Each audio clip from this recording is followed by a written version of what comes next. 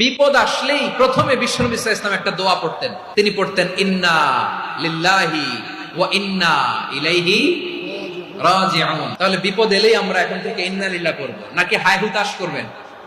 একদল আছে হায় হুতাশ করে, হায় আল্লাহ রে মোর কি হইল রে, মুই কি হরমু রে, মুই কমবে যামু রে, এরকম বিলাপ করতে নিষেধ করেছেন বিশ্বনবী।